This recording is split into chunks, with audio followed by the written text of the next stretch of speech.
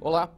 Em 2014, com a aprovação do Plano Nacional de Educação, os estados e os municípios tiveram o prazo de 1 ano para elaborar os seus projetos para a área. A Assembleia Legislativa tem 3 propostas de Plano Estadual de Educação em trâmite. Uma apresentada pelo governo, outra originária do Fórum Estadual de Educação e ainda o chamado Plano Estadual de Educação Independente, elaborado por 9 entidades representativas do magistério e que se baseia no Plano Estadual de Educação da Sociedade Paulista de 2003. Este é o tema do programa em discussão de hoje com os nossos convidados. O deputado Raul Marcelo, do PSOL, que assina o Plano Estadual de Educação Independente, o professor Otaviano Helene, do Instituto de Física da USP, o professor João Zanetti, também do Instituto de Física da USP, e Paula Penha, membro da executiva da APOESP, o Sindicato dos Professores do Ensino Oficial do Estado. Muito obrigado pela presença de todos aqui nesse programa em discussão. Antes de conhecermos cada ponto do Plano Estadual de Educação Independente elaborado pelas entidades, vamos ver quais são as principais metas contidas na proposta enviada pelo governo para a Assembleia Legislativa. O projeto de lei 1038/2015 sobre o Plano Estadual de Educação foi enviado pelo governador Geraldo Alckmin à Assembleia Legislativa e depende da aprovação dos deputados para ser sancionado. A elaboração do documento é prevista pelo Plano Nacional de Educação e tem papel fundamental no cumprimento das metas nacionais. A proposta do Plano Estadual tem 23 metas que devem ser cumpridas no prazo de vigência do plano, 10 anos. A primeira meta é universalizar até 2016 a educação infantil na pré-escola para as crianças de 4 a 5 anos de idade e ampliar a oferta de educação infantil em creches para atender, no mínimo, 50% das crianças de até 3 anos até 2023. Outras metas são alfabetizar todas as crianças no máximo até o final do 2º ano do ensino fundamental. Assegurar no prazo de 2 anos a existência de planos de carreira para os profissionais da educação básica e superior pública de todos os sistemas de ensino, tomando como referência o piso salarial nacional profissional. Ampliar o investimento público em educação de forma a atingir, no mínimo, o patamar de 7% do PIB, o Produto Interno Bruto, até o 5º ano de vigência do plano e 10% do PIB até o 10º ano. Implantar gradualmente um novo modelo de ensino médio público estadual, com organização curricular flexível e diversificada. Deputado Raul Marcelo, o plano em questão aqui, o Plano Estadual de Educação elaborado pelas 9 entidades, em especial pela ADUSP, é uma atualização do Plano Estadual da Sociedade Paulista de 2003, ou seja, esses 12 anos se passaram e foi feita uma atualização, é isso? Sim, Mauro. Primeiro eu queria agradecer o convite, para participar dessa importante reunião aqui. Estar aqui com a Paula, que é membro da executiva da APOESP, um dos maiores sindicatos que nós temos na América Latina. Está com o Otaviano e com o João Zanetti, que mantém essa tradição, importante de intelectuais que não só produzem o conhecimento científico, mas também intervêm junto à sociedade para que a gente possa avançar, não só na aula no conhecimento, mas também no combate à desigualdade social. Queria lembrar aqui dessa tradição do Florestan Fernandes, Caio Prado Júnior, que já passou por essa casa, e tantos outros. Então é uma satisfação imensa estar com vocês aqui, participando desse debate.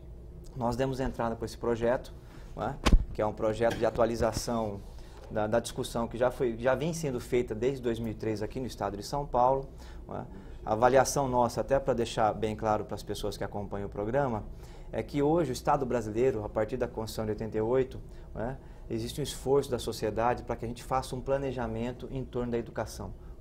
Foi nesse sentido que se construiu a LDB e também nesse sentido que nós construímos o primeiro Plano Nacional de Educação e também nesse sentido que nós fizemos, o Congresso aprovou a emenda 59, que obrigou os estados e os municípios a elaborarem os seus planos municipais.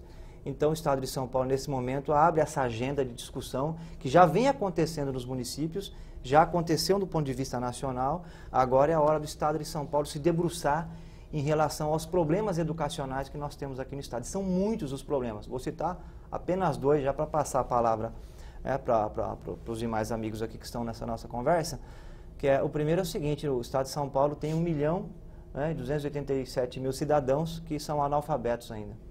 Então nós temos um problema grave, né?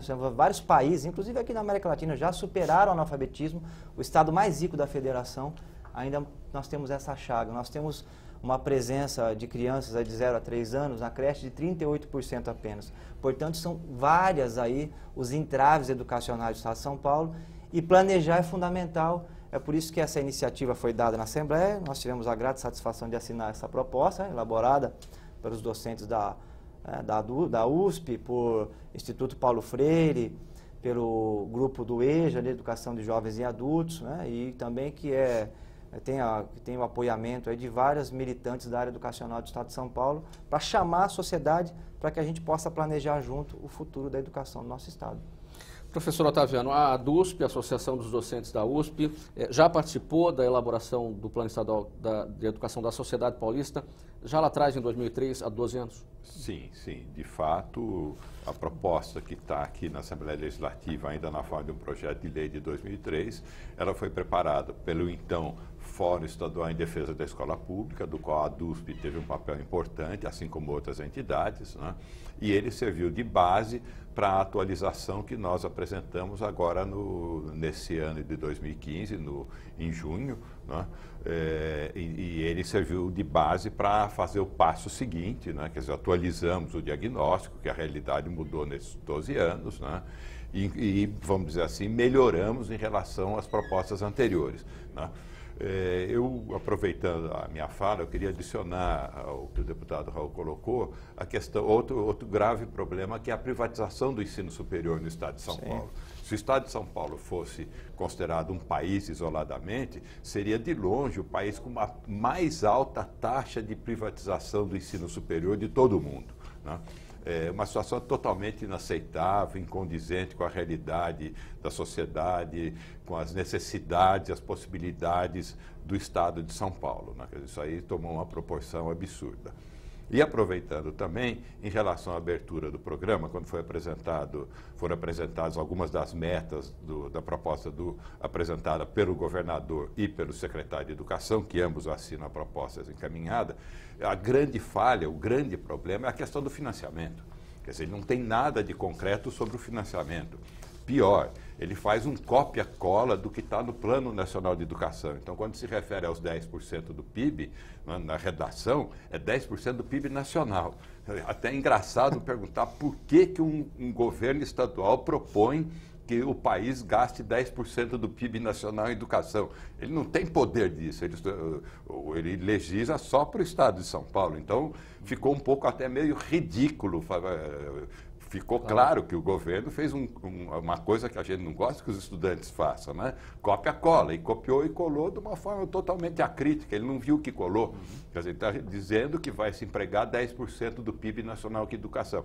Ora, ele tem que se referir ao PIB estadual, quer dizer, qual o percentual do PIB estadual que no Estado de São Paulo vai ser aplicado em educação, né? Ele não pode legislar para os outros estados, ele não pode dizer o que Minas Gerais, Amazonas, Paraná, ou sei lá, que outro estado vai fazer, né? E aí está a grande falha, quer dizer, ele só tem esse, vamos sendo um pouco irônico, um pequeno detalhe, ele só disse como é que, ele não diz como que vai viabilizar economicamente e financeiramente o plano de educação para o Estado de São Paulo, né? Então, esse é o grande problema. É evidente que, dessa forma, não vai haver recursos para pagamento adequado dos trabalhadores do setor educacional, professores, inclusive, e especialmente, né? Não vai ter condições de expandir as escolas, de diminuir o tamanho das salas de aula, de aumentar o número de horas de permanência dos estudantes na escola, e todos esses problemas vão estar presentes, né? Essa é a grande falha, não uma das grandes falhas, mas certamente uma falha que provocará outras. Quer dizer, ele não fez a previsão orçamentária, a previsão econômica, né? Diferentemente do que o nosso plano faz. O nosso plano, a nossa proposta, né, ela prevê um investimento na educação pública no Estado de São Paulo, seja investimentos municipais, estaduais ou de União feita aqui no Estado, que deva chegar a 9,5% do PIB estadual, né?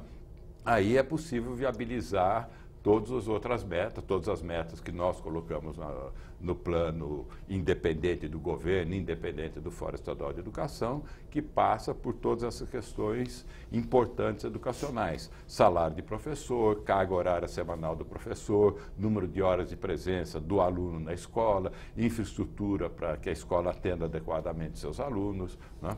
Então, é esse, vamos dizer assim, um dos grandes problemas, a questão do financiamento. E o que ele colocou lá realmente é para perguntar o que aconteceu dele copiar uma lei federal num projeto de lei estadual. Né? Agora, até estranho. Professor Zanetti, pegando aqui o raciocínio do professor Otaviano, 9,5% do PIB estadual, investimento em educação num prazo de 10 anos, ou seja, até 2024. Certo. De qualquer maneira, o PIB... ele não é só uma referência, porque ele pode ser maior em um ano, menor em outro ano. A gente está numa crise econômica no país, e o PIB tende a diminuir. Então, se tende a diminuir, também tende a diminuir o investimento em educação, uma vez que uma coisa está atrelada à outra. Não se deveria estabelecer uma meta de valores, por exemplo, por aluno? Então, nós temos também isso, né? Normalmente quando se pensa em financiamento da educação, se pensa no gasto de recursos por aluno, né? Então, e nós estabelecemos, em geral, isso é tradicional no mundo, de um custo do aluno, um custo per capita, do PIB per capita do aluno de um determinado país, de um determinado estado, no caso aqui, de São Paulo, né? Atualmente, em São Paulo, o custo de um aluno, o gasto do PIB por aluno aqui em São Paulo deve estar entre 10% e 15% do PIB per capita, que é muito baixo, muito aquém daquilo que tradicionalmente os países organizados do mundo utilizam, que beiram quase 40% do PIB per capita, dependendo da área educacional, do nível educacional que você está pensando. A educação infantil, por exemplo, obviamente você precisa de um investimento per capita muito maior, né? E além disso, o Otaviano já mencionou aí alguns indicadores. Nós temos, além da questão do analfabetismo, de indivíduos que nunca passaram pela escola, né? Que seriam iletrados, né? Porque, para mim, analfabeto é quem foi para a escola e continua analfabeto. E esse é o analfabetismo funcional, que é muito grave. Nós recebemos até nas universidades públicas alunos semi-analfabetos. Que é muito maior do que o analfabetismo em si. Exatamente. E muito grave, na verdade, a existência das instituições privadas de ensino superior e que os empregadores muitas vezes exigem que, ao se candidatar para um determinado emprego, você esteja matriculado numa instituição chamada de ensino superior, na verdade ele está querendo que aquele aluno melhore um pouco o seu nível de alfabetização e aprendizagem das contas, da matemática básica. É isso que, de uma certa forma, justifica o fato de que empresários querem que seus candidatos a empregos simples até estejam. Então, essa é uma questão. A situação da educação no Estado de São Paulo e da educação pública no Estado de São Paulo e privada também é trágica. E é por isso que nós precisamos realmente de um plano estadual de educação que procure organizar de tal forma a minimizar os efeitos danosos que a educação tem ao longo da vida toda de um indivíduo, né? Paula, em que medida a sociedade paulista está atenta a este momento de apresentação desses planos estaduais de educação e o engajamento dessa sociedade nesse trabalho? Então, é um momento fundamental da gente debater um plano que ele consiga ter políticas para além das políticas governamentais, que normalmente elas são pontuais e não são para resolver o problema. A ideia do plano é conseguir atacar questões estruturais das mazelas da educação pública no Estado, como essa questão do investimento.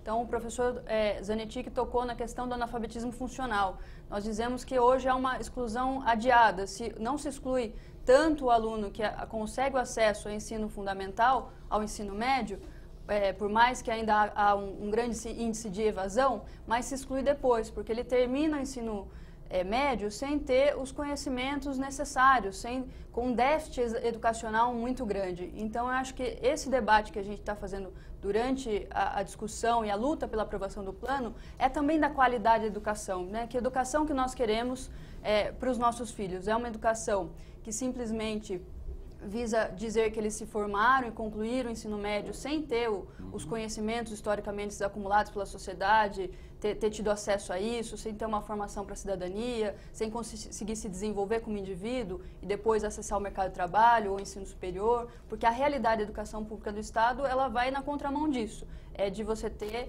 indivíduos formados, mas nessa situação de ter tido uma educação muito precária em seus anos frequentando as escolas, né, o ensino fundamental e o ensino médio no Estado. De que forma a sociedade fiscaliza a educação do jeito que ela está agora? Independentemente do próximo plano que vier. Sim. Eu acredito que hoje talvez falte um acompanhamento maior, mas também porque a escola ela não é um espaço hoje tão voltado para a discussão com a comunidade como um todo. Não envolve os pais de alunos, não envolve os alunos. Nós vemos aí, por exemplo, no Plano Estadual de Educação, uma proposta de mudança no ensino médio, de flexibilização, onde os alunos possam escolher sua disciplina. Essa é a proposta do governo. Os professores são contra isso, os próprios alunos são contra isso, mas eles não foram em nenhum momento questionados sobre isso. Então, esse envolvimento também, o governo não propicia isso, né? Isso é simplesmente decretado e está no plano uma mudança, mas que não vem ao encontro das reais necessidades do jovem que está no ensino médio. E só para finalizar esse raciocínio, tem que ser como dessa maneira, essa fiscalização do cumprimento de um plano, por parte da sociedade?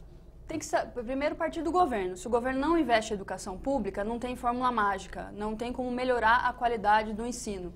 Para que se tenha um envolvimento, também tem que criar canais para isso. E hoje não existe. Tanto as políticas que são pensadas para o ensino médio, para o ensino fundamental, elas são feitas de cima para baixo. Elas saem dos gabinetes, mas elas não são construídas, não são discutidas, né? Os professores, eles se mobilizaram esse ano. Nós tivemos uma greve de 92 dias, professores que ficaram 3 meses sem salário e que a pauta de reivindicações ela não foi atendida em um ponto sequer pelo governo estadual. Então, mobilização há, discussão há, inclusive o apoio da sociedade, dos pais dos alunos, das mães, dos estudantes, foi muito grande essa greve, mas não há efetivamente políticas para conseguir dar resposta ao que a sociedade está pedindo, ou seja, que se tenha um cuidado maior com a qualidade da educação no Estado, um investimento, né, que se tenha uma mudança radical de como é tratada a educação pública hoje no Estado de São Paulo.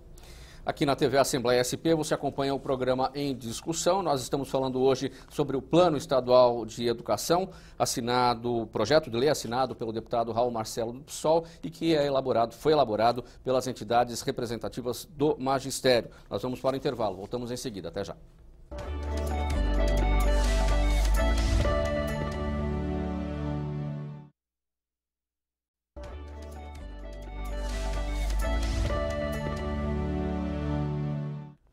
De volta com o programa Em Discussão, aqui na TV Assembleia SP. Estamos falando sobre o projeto de lei do deputado Raul Marcelo, do PSOL, sobre o Plano Estadual de Educação, elaborado pelas entidades representativas da educação.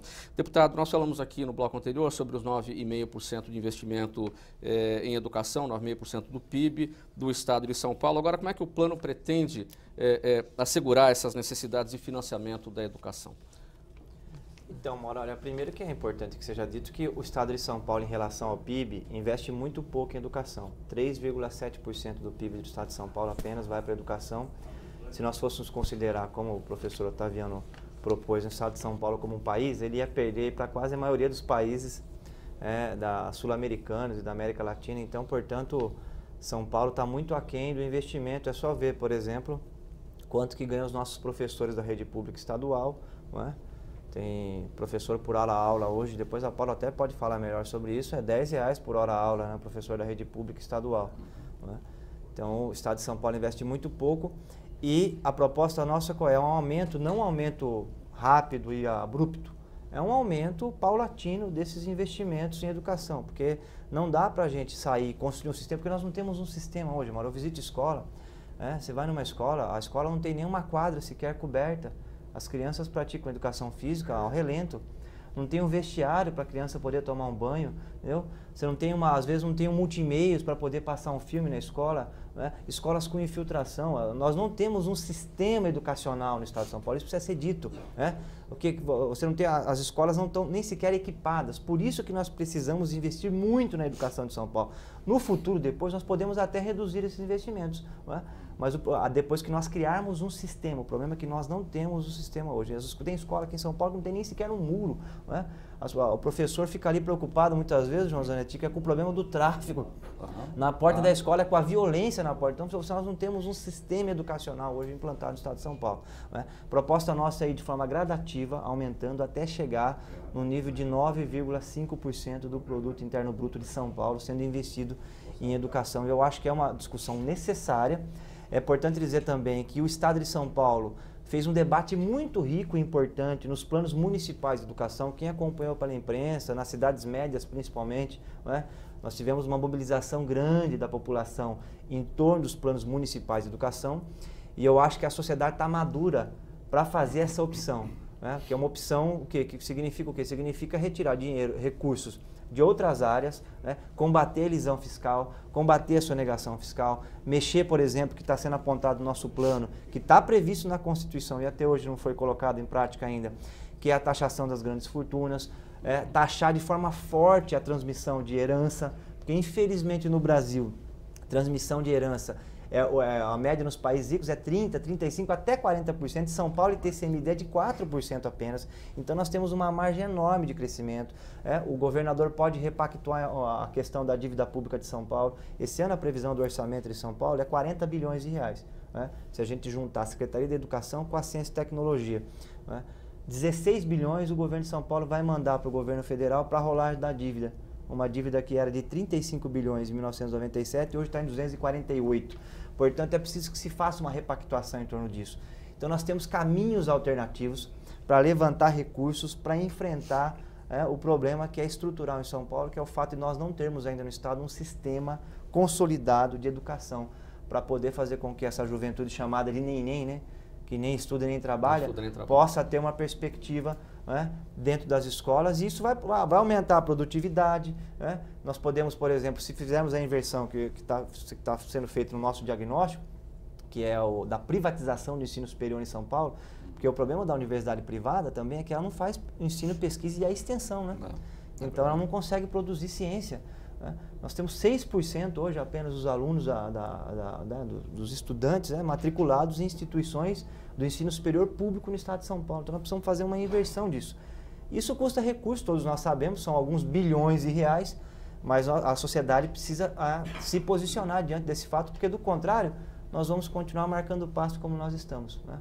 O Estado de São Paulo hoje está marcando passo. Aliás, o ano passado a economia do Brasil regrediu 0,6% do PIB, São Paulo regrediu 3% do PIB. Então nós estamos marcando passo. E um dos caminhos, né, e agora estamos sob o lema da pátria educadora, então um dos caminhos é a educação, e nós precisamos investir pesado. Eu acho que está no momento, a sociedade de São Paulo está madura para fazer essa opção, a opção de colocar mais recursos na nossa educação. Professor Zanetti, o Plano Estadual de Educação apresentado pelo governo, que chegou aqui à Assembleia Legislativa, veio com atraso. Para chegar em junho, chegou em agosto. Em que medida isso atrapalha a discussão, implica em alguma coisa a discussão das 3 propostas que estão na casa? Na verdade, nós estamos atrasados de mais de uma década.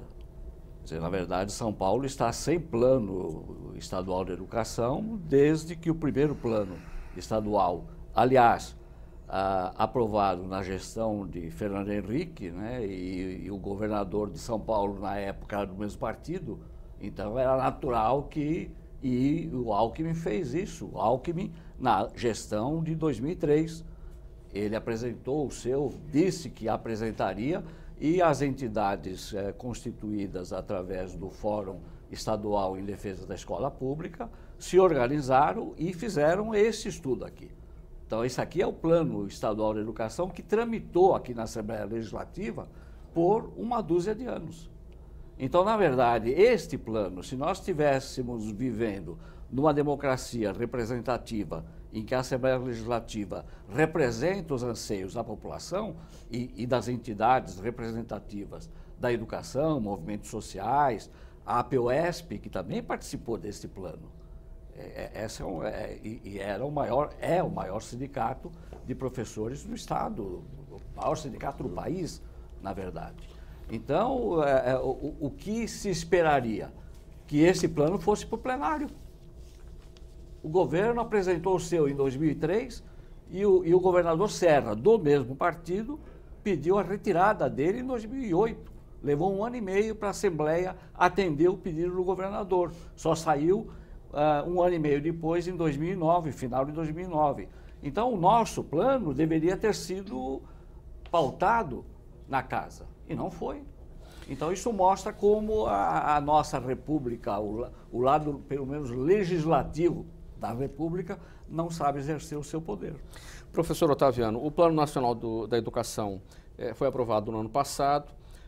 Os estados e municípios tiveram 1 ano para a elaboração dos seus projetos. Os municípios também estão preparando e já estão aprovando as suas matérias nessa área? Sim, os municípios e os estados estão discutindo, preparando, alguns já aprovaram, alguns ainda mantêm em discussão. Alguns municípios já aprovaram? Presumo que sim, presumo que vários municípios já têm aprovado, inclusive estados também já aprovaram. Mas é possível um município aprovar antes mesmo da aprovação do próprio estado? Em princípio é possível, porque a lei nacional, o Plano Nacional de Educação obriga municípios e estados a apresentarem as suas propostas até o dia 25 ou 26 de junho, o município de São Paulo.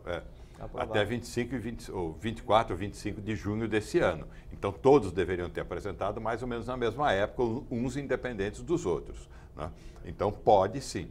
Agora, eu queria aproveitar e voltar um pouco na questão do financiamento. Sim. Né? Porque, até pegando a questão de novo a abertura do programa com a proposta do governo, né?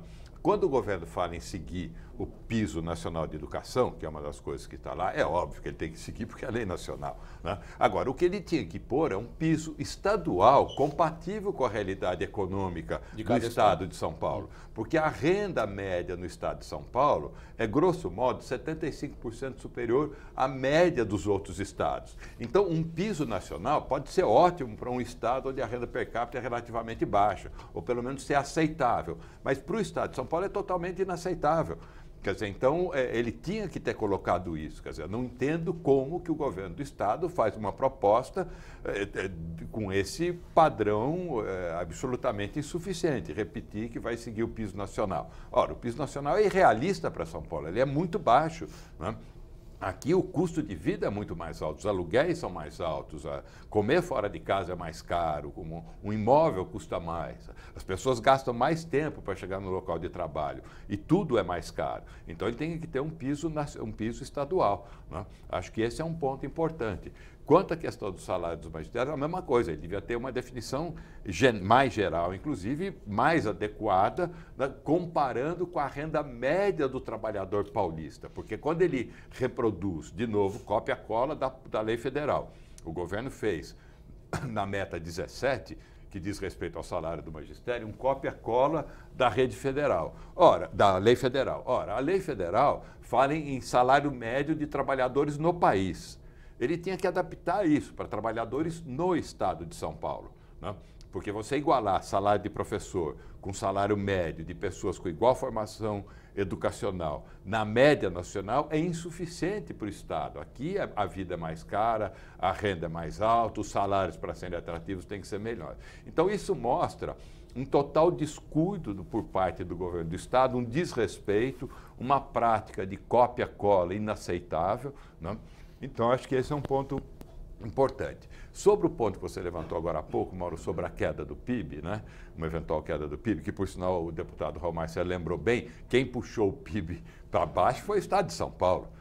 A queda do PIB de 0,6, aí você citou, 0,6, ela foi puxada basicamente pelo estado de São Paulo. É os 3% de São Paulo, cujo peso na economia é 30%. Foi ele que puxou para baixo, né?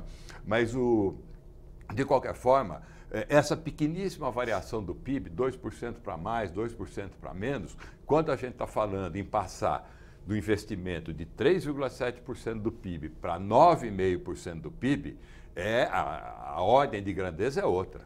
Quer dizer, então, se a gente tivesse o financiamento da educação envolvendo, por exemplo, 9,5% do PIB estadual em educação, né, a realidade seria totalmente diferente. Né, e não ia ser 2% a mais. Claro que 2% a mais é melhor do que 2% a menos, não resta dúvida nenhuma. É o ajuste fino. Agora, o problema é que está faltando triplicar o volume de recursos em educação no estado de São Paulo, inclusive nos municípios. Né? Quero tratar dessa questão que o professor Otaviano colocou sobre a valorização profissional, que é tão necessária no nosso estado. Os professores no estado de São Paulo, eles recebem em média 75% menos que outros profissionais com mesma jornada e mesma formação. Então, é um profissional que vai formar todos os outros profissionais e tem uma desvalorização enorme em seu salário. Isso ocasiona que muitos profissionais do estado tenham a dupla jornada de trabalho. Então, o professor ele trabalha, além da rede estadual, na rede municipal, na rede particular, com jornadas que chegam a mais de 64 horas semanais, ocasionando uma jornada extenuante, uma falta de condição de preparar sua aula, o seu trabalho e também o adoecimento. Então, isso também traz uma pouca atratividade, é uma carreira que os jovens que saem da universidade não veem uma carreira atrativa. Hoje, ser professor no estado de São Paulo, na rede estadual, não é atrativo, porque não tem um plano de carreira estabelecido, né, que consiga ter as evoluções funcionais e que você tenha lá a garantia de ter a aposentadoria. Isso é muito difícil, né? Tem professores que esperam 3, 4, 5 anos na fila para conseguir aposentar, mesmo já tendo o seu tempo, né? Então, não é atrativo e esse rebaixamento salarial, ele faz com que a gente não consiga, muitas vezes, fixar o professor. Tem professor que passa num concurso para a rede estadual e acaba exonerando seu cargo, ou seja, saindo da rede estadual porque vai ter que buscar ou outra profissão ou trabalho em outra rede. Além disso, tem uma precarização na forma de contratar o professor. Nós temos no estado de São Paulo mais de 50 mil professores que são contratados, ou seja, que são aqueles professores que não têm os mesmos direitos do professor que entra pelo concurso público, que é efetivo na rede. E isso também ocasiona um problema muito grande para esse profissional do estado. Para a gente fechar esse bloco, Paula, você falou que não é atrativo ser professor no estado de São Paulo. Como este plano estadual de educação elaborado pelas entidades faz com que a função de professor seja atrativa e como é que garante as condições de trabalho, como é que garante os salários, essas questões que foram as questões que fizeram a categoria entrar em greve. Você acabou de citar que a categoria ficou em greve por 92 dias. Sim, eu vou citar duas questões. Uma da valorização profissional, que o plano prevê um aumento de 80% até 2018, chegando a 120%, para que haja essa equiparação com os demais profissionais, né, do estado. E uma outra questão que diz respeito à superlotação das salas de aula, que é um problema que muitos professores vivem no estado. Só em 2015, 3 mil salas de aulas foram fechadas na rede estadual, né, no ensino básico, e com isso, consequentemente, tem-se a superlotação das salas de aula. Então, o professor não consegue desempenhar o seu trabalho. O projeto de lei, a iniciativa do deputado Raul Marcelo e das entidades, né, que nós estamos discutindo, ele prevê um máximo de alunos por sala de aula, de 25 alunos por sala de aula no ensino médio e no ensino fundamental 2, e no ensino fundamental 1, que é do 1º ao 5º ano, de 20 alunos por sala de aula. Eu acho que aí você melhoraria as condições de trabalho com menos alunos em sala de aula. Fora o investimento, né, que aí é quase assim um consenso. Você precisa ter investimento e com o investimento você melhora a infraestrutura, né? Hoje a gente não tem nem biblioteca, a sala de informática nas escolas estaduais ela funciona só em meio período, porque o governo do estado cortou os monitores da sala de informática, ou seja, não se tem essa estrutura adequada de trabalho que também pode ser garantida com a aprovação do plano. Este é o programa em discussão aqui na TV Assembleia SP. Estamos falando sobre o projeto de lei do deputado Raul Marcelo do PSOL, elaborado pelas entidades representativas da educação, sobre o Plano Estadual de Educação. Mais um intervalo, voltamos já.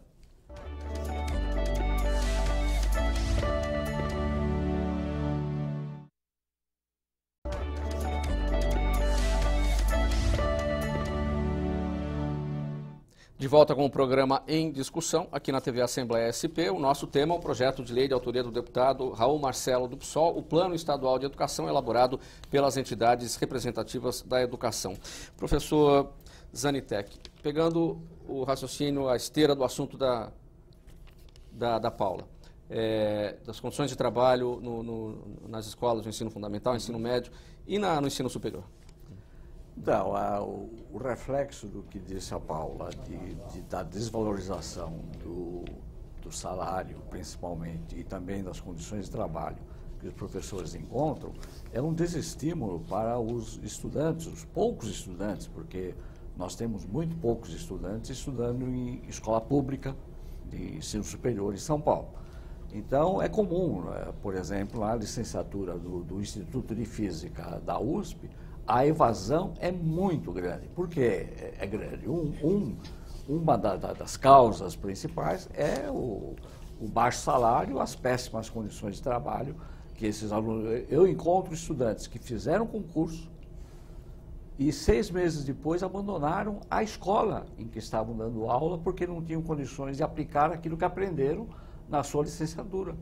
Uma que tem, de um lado, um projeto do governo de seguir os textos publicados, sem levar em conta ou a possibilidade de que as escolas construam o seu projeto político-pedagógico, a sua proposta de educação. Então, esse é um problema bastante sério. Quer dizer, a grande maioria dos estudantes que se formam nas licenciaturas públicas, portanto, os cursos que formam professores para o ensino fundamental e para o ensino médio, a maioria não vai para a escola pública para dar aula. Vai fazer qualquer coisa na vida, dar aula em algumas instituições particulares que têm um salário um pouco melhor, ou então vão fazer outra atividade profissional distante, portanto, daquilo para o qual foi formado. Então, um desperdício enorme que nós temos aí também como reflexo daquilo que a Paula mencionou, que é o baixo salário e as péssimas condições de trabalho, que o nosso plano pretende que isso seja revisto, que nós possamos não só valorizar os profissionais de educação, como também melhorar a infraestrutura da escola, criando laboratório de física. É rara a escola pública que tenha um laboratório de física em que o professor possa fazer experiências básicas para a aprendizagem dessas ciências. Professor, eu errei o seu nome, o senhor me perdoe, é Zanetic, não Zanitec. Eu errei, mas me desculpe. Deputado, no ensino superior, o Plano Estadual de Educação, aqui proposto pelas entidades, prevê triplicar o número de vagas. Isso é possível num curto prazo? A previsão que nós estamos colocando são um horizonte de 10 anos, Aí é aquela questão, quais são os objetivos que a sociedade se coloca para ela, nós temos que ter ousadia. Eu acho que o desenvolvimento do Brasil, como dizia o Celso Furtado, ele depende da vontade política. E as pessoas que estão à frente do Estado precisam ter coragem no Brasil. A pessoa que se dedica à vida pública no Brasil precisa ser corajosa. O Celso Furtado sempre falava isso. Por quê? Porque do contrário nós vamos continuar nessa marcha que nós estamos já desde os anos 80, que é uma marcha regressiva.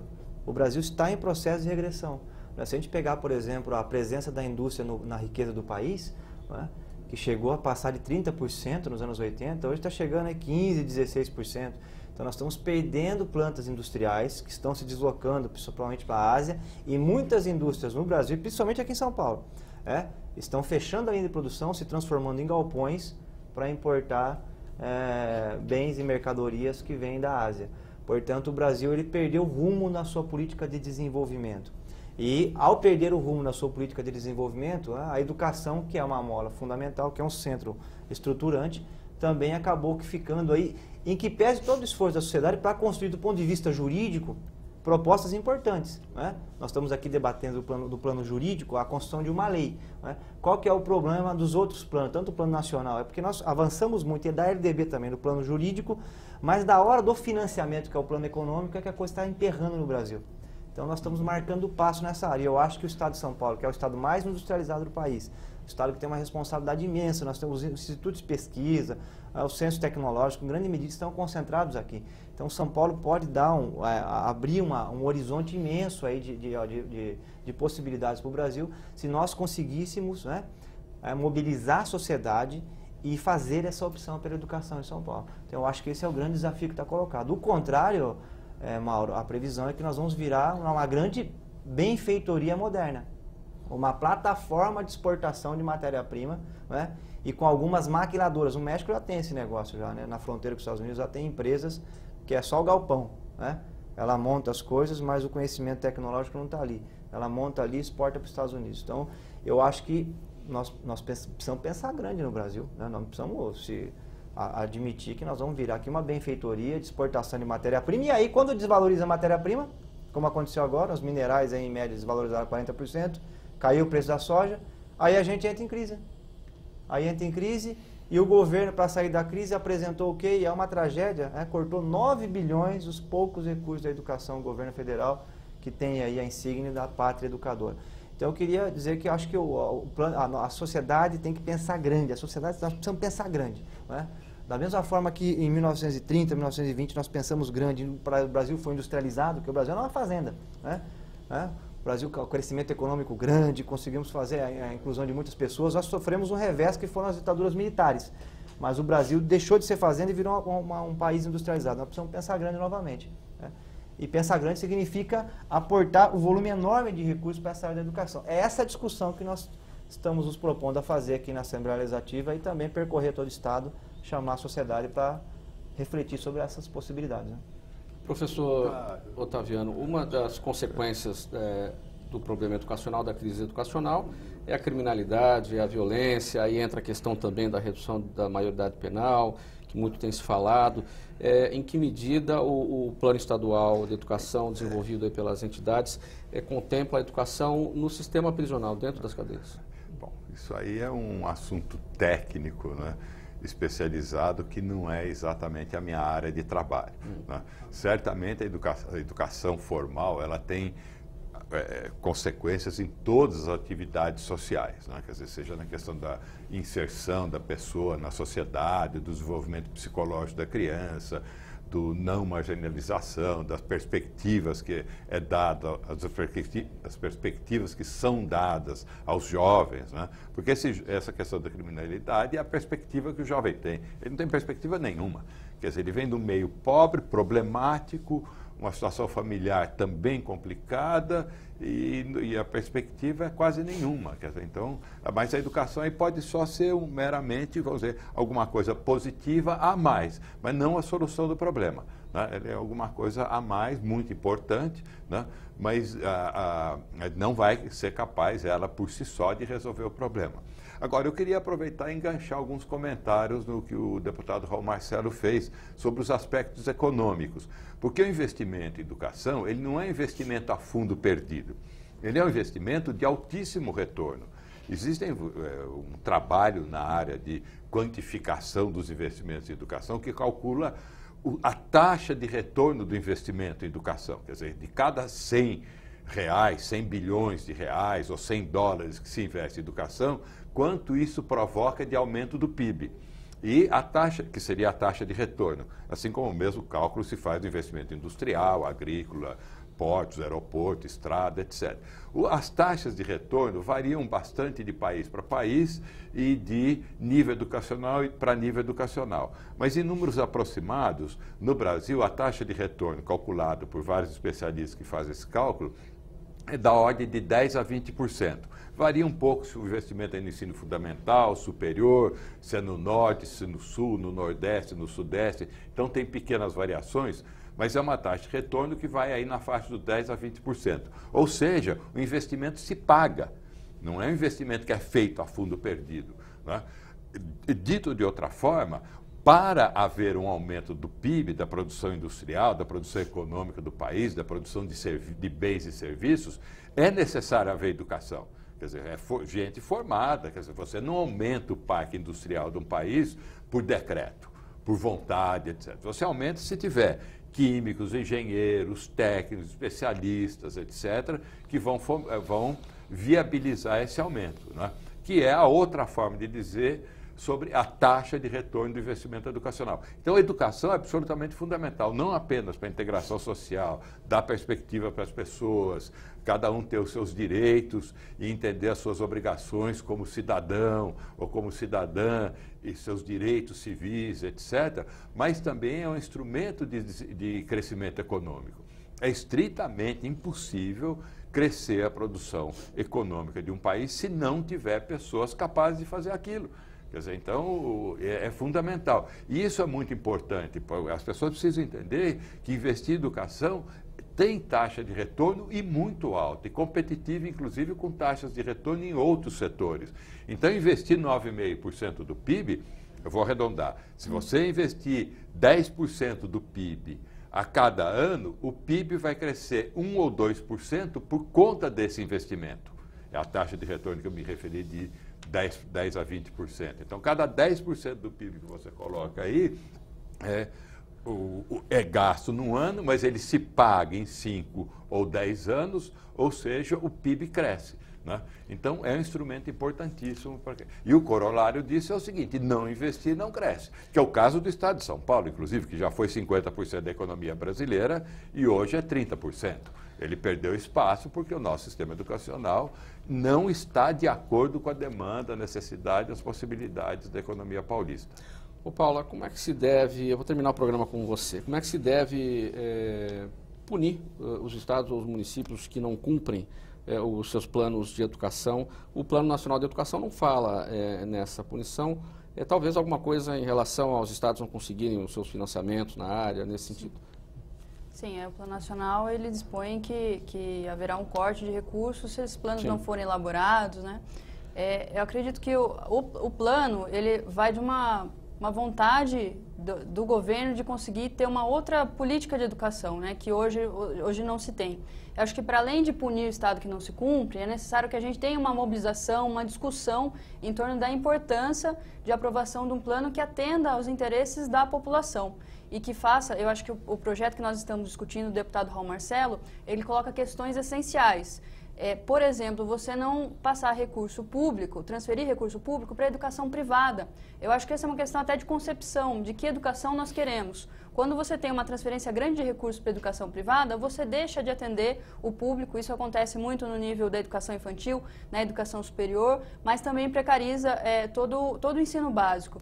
Então, eu acho que essa é uma questão fundamental que está contemplada no plano, e o plano ele consegue ter um projeto estruturante para que a gente entenda a educação como forma de superar as desigualdades sociais, porque hoje o que se tem é a educação, ela acaba sendo uma reprodutora das desigualdades, porque ela não proporciona oportunidade para as crianças, para os jovens que estão frequentando a educação pública, ela não tem, essa função social não é cumprida. Então, acho que a aprovação do plano ela tem que ser pensada nesse sentido, da educação como um meio para superar as desigualdades sociais que a gente tem no nosso estado e no nosso país. A melhor fiscalização de um plano de educação é aquela que parte da própria sociedade, a sociedade quem pune aquele que não cumpre?